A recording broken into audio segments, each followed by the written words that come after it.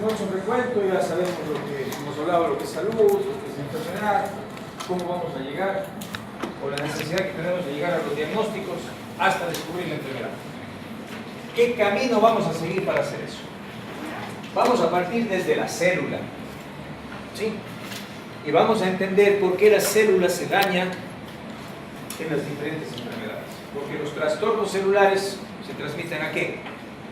A los tejidos. Los tejidos los transmiten a los órganos a los sistemas y los sistemas a toda nuestra economía. Entonces vamos a dejar muy en claro qué es y de qué hablamos cuando decimos lesión celular. Alguien que defina lesión. ¿Verán? Porque todo lo que está escrito tenemos que comprender, no hablamos en el aire. ¿Qué es lesión? Una definición, no quiero conocer. No.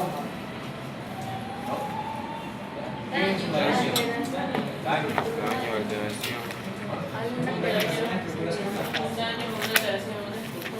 Muy bien. ¿Alguien tiene un celular a mano? Ponga ahí, lesión rapidito. Definición. Y léanos, porque no vamos a ir con esta cosa. A ver, voz alta y duro. Área normal de tejido dentro o fuera del cuerpo que se puede agrandar o cambiar de apariencia y puede o no ser cancerosa. No vale. Esta es una lesión dedicada ya a una definición muy cercana. Otra definición.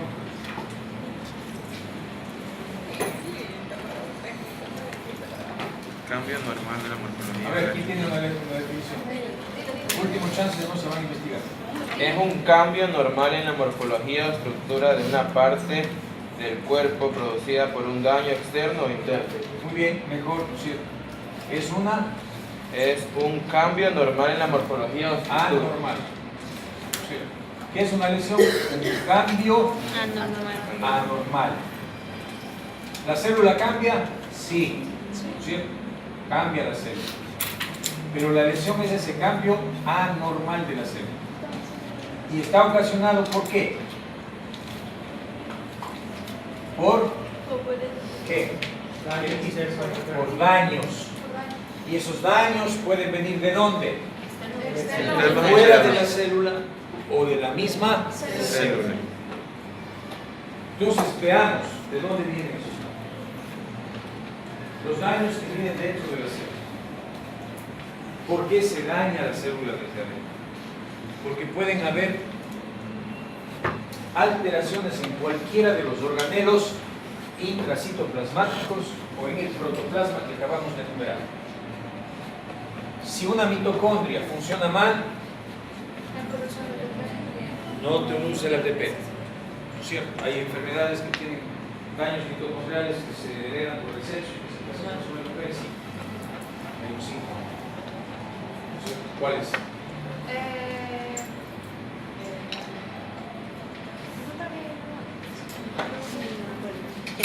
Es más, cambió últimamente porque ya hay dos casos en el mundo que se ha visto que se presenta también en hombres. Antes se pensaba que era solo de las mujeres.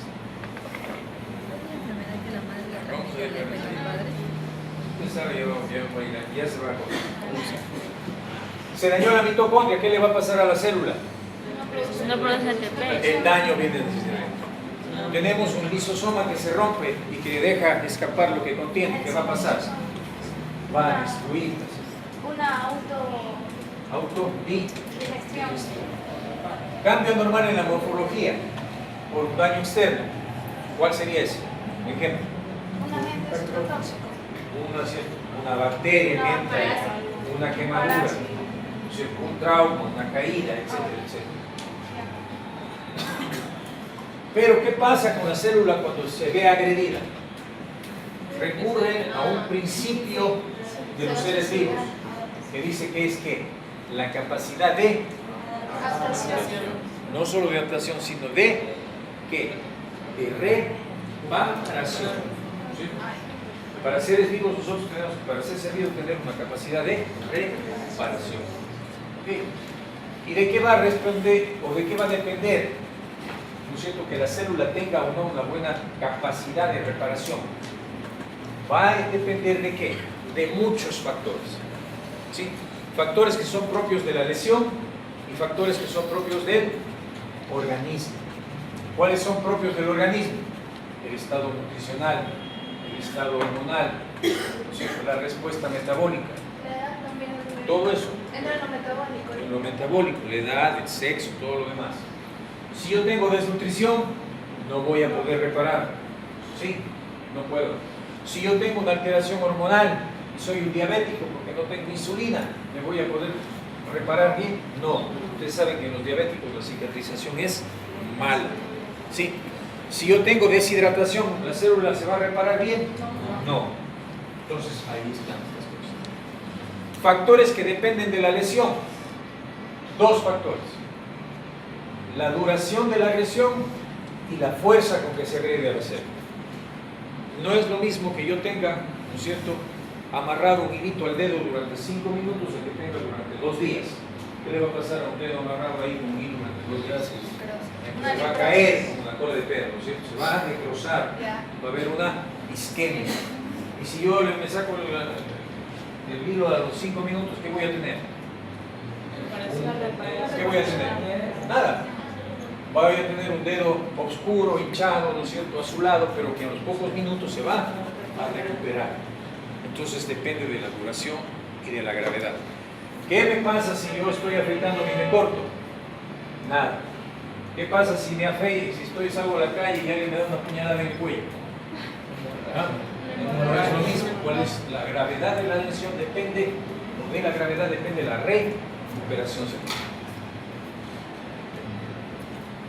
Una vez que la célula pone en marcha su mecanismo de recuperación y logra controlar, ¿no es cierto?, la lesión, ¿sí?, va a quedar consecuencias.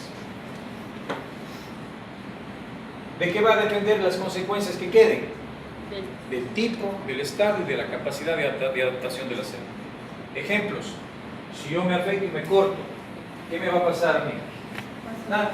Me voy a hacer un coágulo, una costra, y en 5 días voy a tener epitelizado nuevamente y probablemente por un tiempo tenga una rayita ahí de diferente color. ¿Qué pasa si la puñalada me dan en la aorta? En la carótida. ¿Se va a poder reparar? No se va a poder reparar. Entonces, ¿de qué depende? Del estado, de la capacidad, todo eso.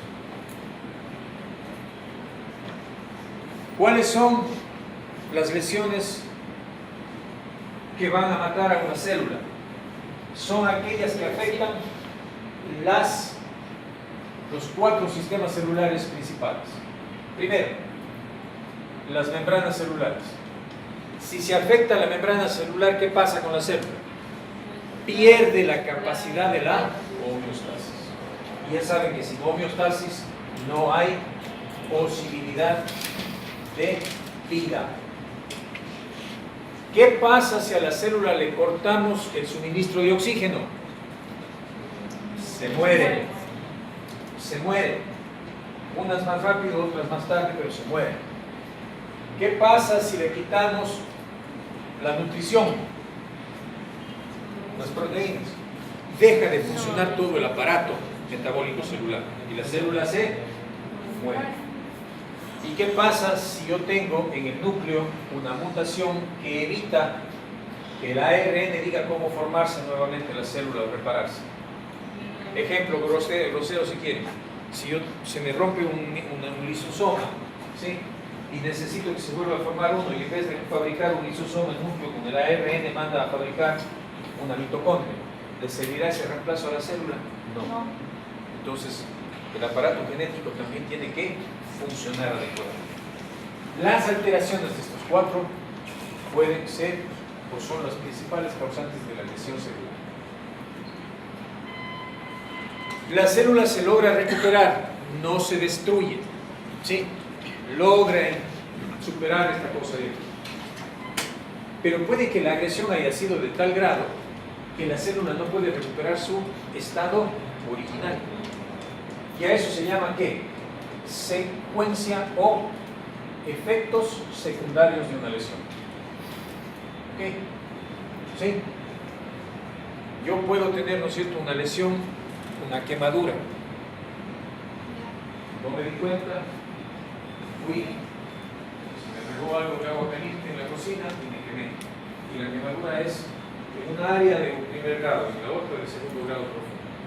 La de primer grado no me va a pasar nada, pero en la de segundo grado la piel nunca volverá a ser la misma. ¿No es cierto? En la de segundo grado profundo, tercer grado. ¿Por qué? Porque ya no se puede recuperar esa piel y esa piel va a ser reemplazada por tejido cicatrizal fibrótico. Entonces pierde las propiedades, ¿no? Entonces, los efectos secundarios van a depender de qué? Del tipo de lesión, de lo agresiva que pueda ser, del tiempo que tenga actuando. Los cambios morfológicos se evidencian después de las alteraciones bioquímicas del exterior de la célula. ¿Qué quiere decir eso? Cuando la célula se daña en su interior, el órgano no lo siente todavía. Nosotros no lo sentimos. El daño es pequeño. Pero una vez que se daña la célula, se rompe la hemostasia, ¿no es cierto? Y el medio interno empieza a cambiar. Ejemplo, la quemadura. Yo me quemé. Al principio no veo nada, pero después de unos minutos siento que se hace una ampolla. Y veo formarse la ampolla. ¿Qué pasó? ¿Qué pasó? ¿Por qué se formó la ampolla? ¿Por qué?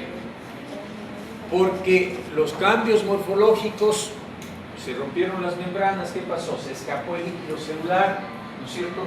Y se produjo ¿qué? Esa gran acumulación de líquido que puede llegar a ser una ampolla. ¿Vale? Muy bien, ¿cómo no?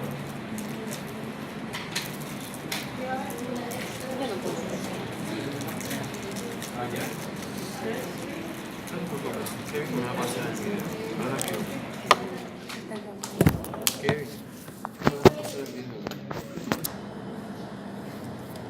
¿Cómo se rompen las membranas?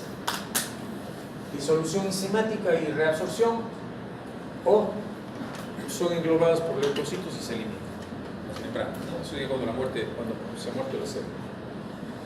Las enzimas son las que entran a la eliminación de las células necróticas.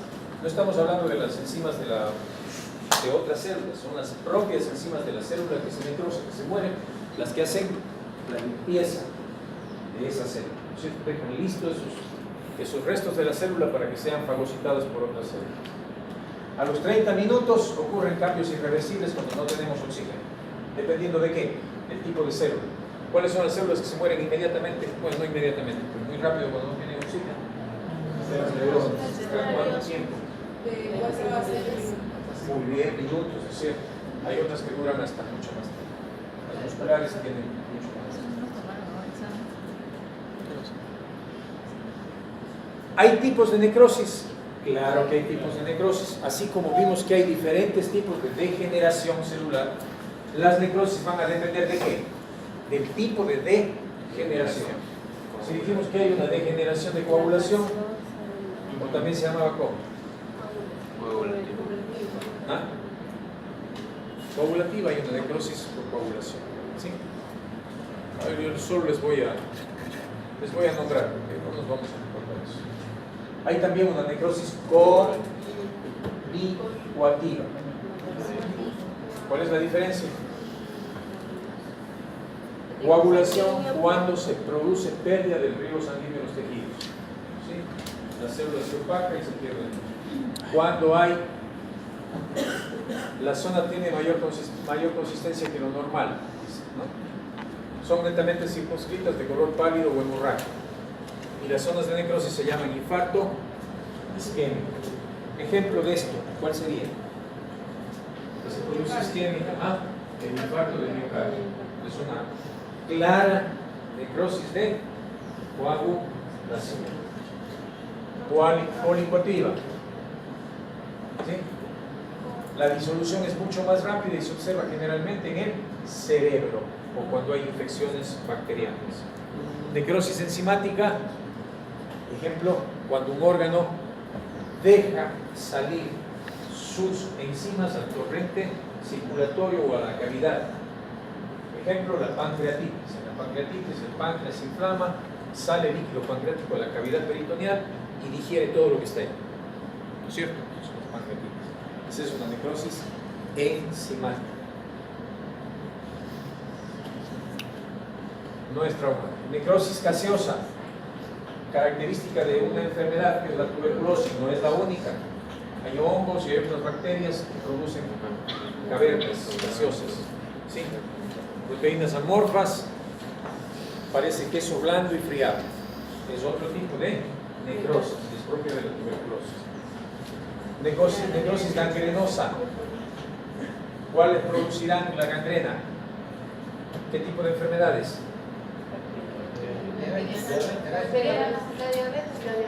No, la diabetes no. ¿Qué produce una gangrena gaseosa? Las bacterias. Las bacterias. ¿Cierto? Inflamación e infección. Posterior invasión de bacterias. También hay, cuando no viene sobre infección bacteriana, se puede llamar también gangrena seca, ¿no? Cuando no hay. Y húmeda cuando hay infección. Necrosis fibrinoide. Son los cambios por hipersensibilidad. Aquí el colágeno es el que sufre. ¿Ok? Vamos a ver. Entonces, esos son los tipos de necrosis. Les enumero nada más para que tengan en mente, porque después, cuando hablemos de insuficiencias, vamos a ver cuál es el tipo de necrosis que está ahí. Muy bien, resumamos. Toda célula tiene que tener 4 actividades básicas para vivir. ¿Cuáles son? Energía, proteínas, homeostasis química, aquí está el líquidos, aquí está el oxígeno y todo lo que conforma el equilibrio del medio interno. Y por último, la reproducción. ¿Qué producen los diferentes tipos de lesiones en última instancia? Producen falta de oxígeno, ¿sí? Perdón, estoy mal. ¿Cuáles son los mecanismos por los que llegan, o a través de qué mecanismos llegan las lesiones a la célula? A través de la anoxia, a través de agentes físicos, químicos, agentes biológicos, trastorno del mecanismo inmunitario y defectos genéticos. Es lo mismo que hemos estado viendo, ¿no?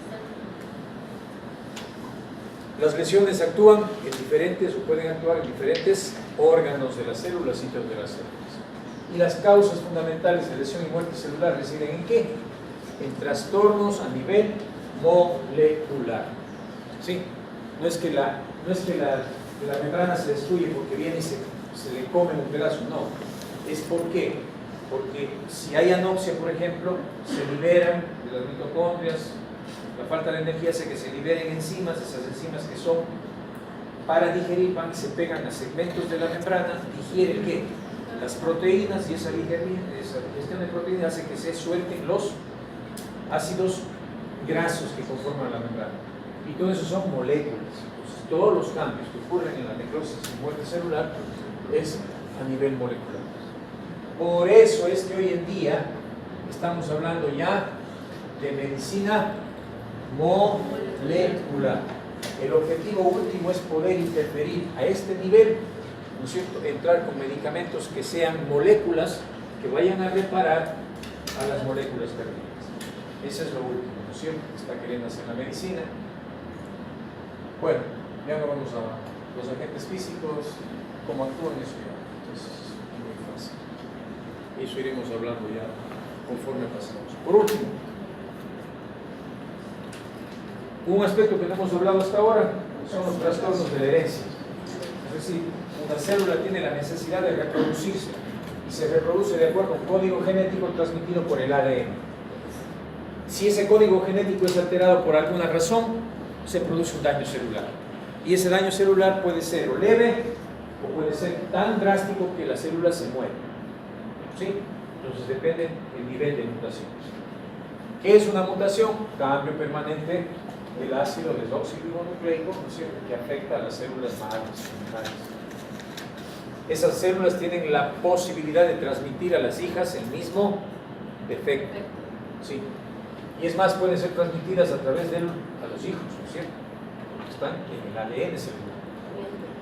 De esto se originan las enfermedades hereditarias, ¿sí? y también tienen incidencia, hoy se sabe, en el cáncer y algunas malformaciones congénitas. Entonces, las mutaciones pueden estar localizadas en el genoma. Alguien dígame qué es el genoma. Definición de genoma. El conjunto de todo el... ¿Sí o no? Le doy apunte. ¿Son capaces de dar una definición de genoma? ¿Sí o no? No. Pregunta para el cuestionario. Pueden ser mutaciones del genoma, fácil de responder, o de un cromosoma, o submicroscópicas. ¿Qué es un cromosoma?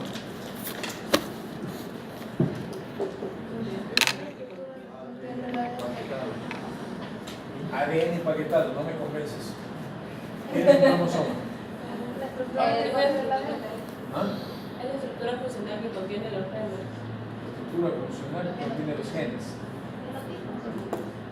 Bueno, apunten. Definición de cromosoma. O pueden estar a un nivel más molecular y son genéticas submicroscópicas. Eso quiere decir que hay cambios en la estructura de las... ¿De qué está formado el DNA? Ácidos nucleicos. Las bases De las bases nitrogenadas, ¿cuáles son?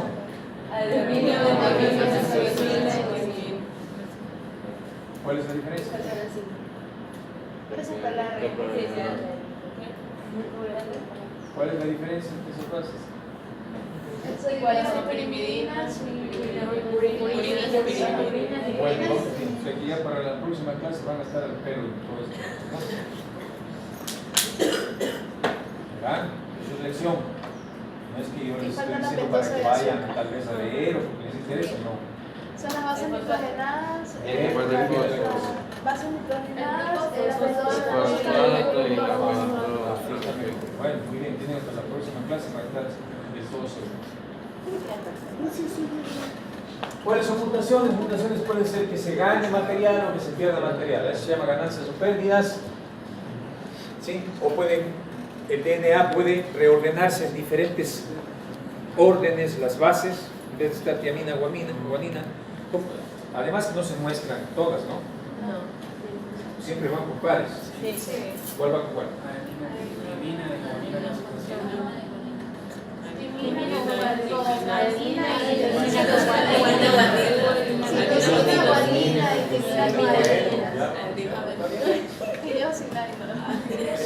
Esas bases pueden cambiar de lugar. Eso se llama reordenamiento. ¿Sí? O se le da lo que se llama una translocación. Puede ser todo un segmento de un cromosoma que se cambia al brazo, ¿no es cierto? O al alelo. ¿Qué es un alelo? Solo los extremos en la... Bueno, ¿verdad? son los segmentos de cosas, las velas. Si son pequeñas, las células seguir viviendo, pero cuando son mutaciones muy grandes, translocaciones de todo un segmento, entonces son incompatibles con la vida, ¿no? Las mutaciones. Las submicroscópicas. Estas son las que más vemos en la práctica clínica porque están ligadas a enfermedades que se transmiten, ¿sí? Puntuales. En la codificación, en la no codificación. Hay un montón de enfermedades. Montones de enfermedades. Denme 3 ejemplos. La condroplasia, la diabetes, el Tourette también, no, el Tourette no sería eso no. La metacondroplasia. Ya. ¿Cuál más? El Down. La síndrome de Down. ¿Cuál más? El síndrome de 13. Sí, el cromosoma 13. Cromosoma 13. Hay un armadillo del gato, ¿no? El de ¿Y el del suerte? Klinefelter. No, eso es otra cosa. No es un microscópico, eso es otro. ¿Cuál más son microscópicas? Hay unas enfermedades que se llaman Gaucher, Niemann-Pick, hay anemias Sí, también. falciformes, es decir, son muchas las que se deben a trastornos genéticos pequeños, submicroscópicos, ¿no? ¿En qué raza se da? ¿De qué depende que sean, de cómo se expresen estas enfermedades, del tipo de mutación, del sitio donde se da la mutación? Hoy por hoy ya está bien. ¿Sí? ¿Cuándo fue descifrado y codificado el genoma humano? ¿Y quiénes ganaron el premio Nobel por eso? Watson y Crick. Watson y Crick. ¿En qué año? 53. ¿Qué dice? Pero después Ya, muy bien. ¿Y cuándo se esclarece Watson y Crick? ¿Y cuándo se hizo el plano o se desarrolló la secuencia genética humana? El código genético. ¿Y cuáles fueron los ganadores del premio Nobel por eso? Ese fue el descubrimiento más grande del siglo anterior. Apunten. Y solo fue posible gracias a las grandes computadoras de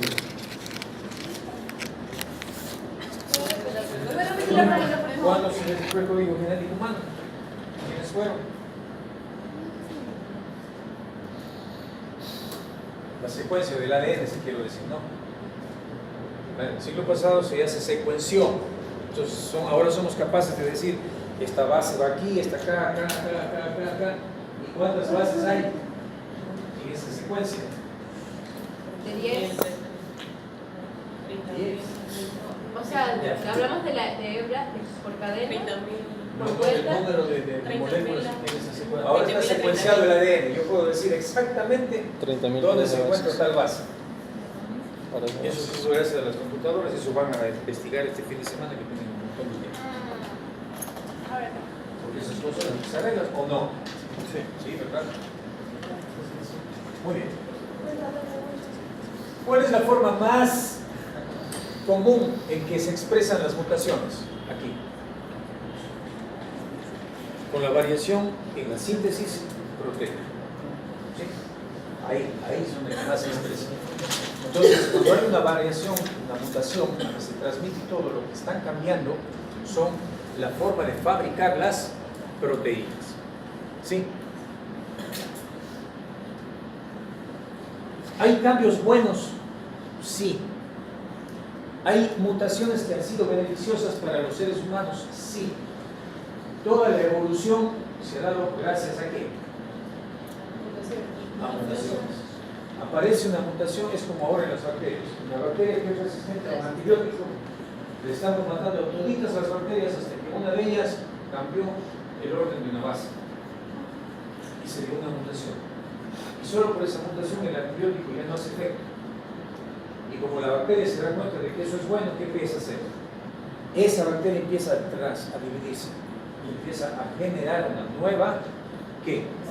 Familia de bacterias que tienen ese gen en especial y que por lo tanto preserva su existencia. Por eso es que no podemos ganar todavía el combate de las bacterias. Están mutando frecuentemente.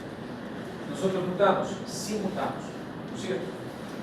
Eso nos ha traído hasta la actualidad. ¿Cuánto tiempo tiene el hombre en la Tierra?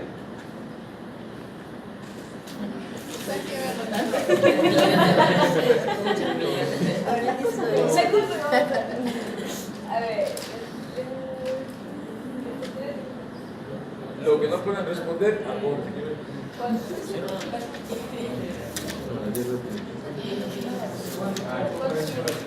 ¿Cómo saben?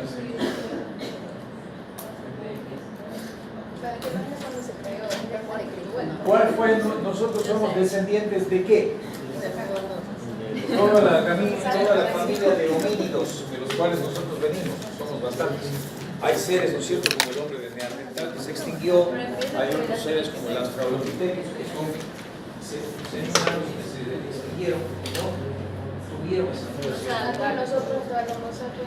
¿De quién desciende toda nuestras familias? ¿En cuántos genes nos diferenciamos de la rata?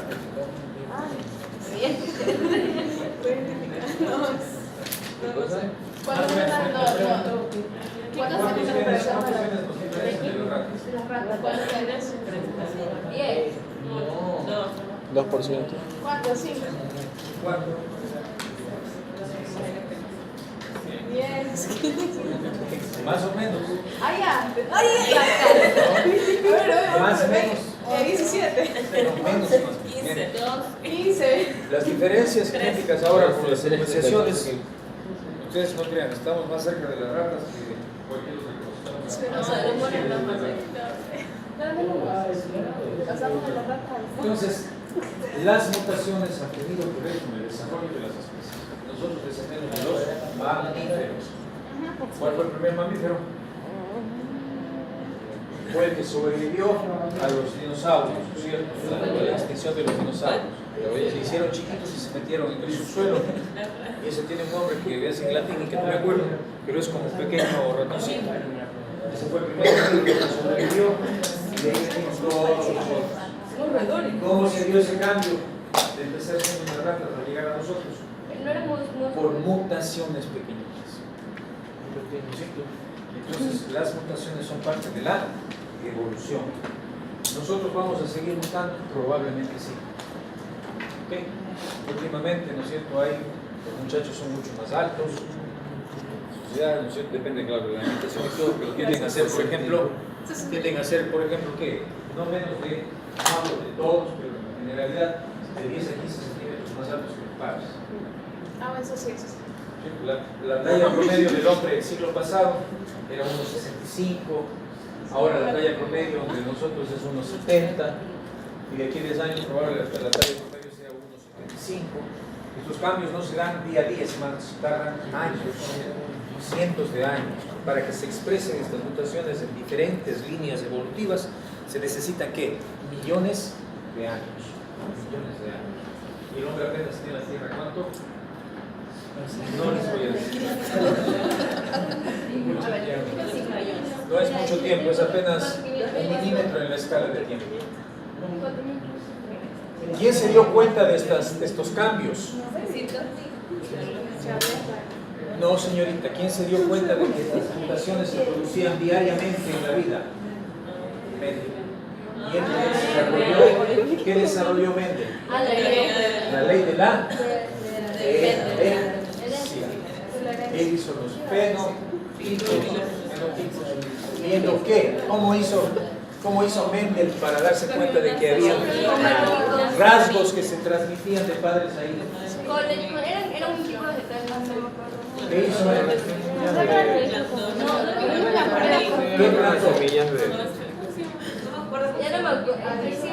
El tipo de la Bueno, no saben todos, apunten ahí. Ahora el fin de semana hay que ir a ver quién fue Mendel y qué fue lo que hizo. No me acuerdo cómo se llama la... Aquí está. Personas al verde. ¿Por qué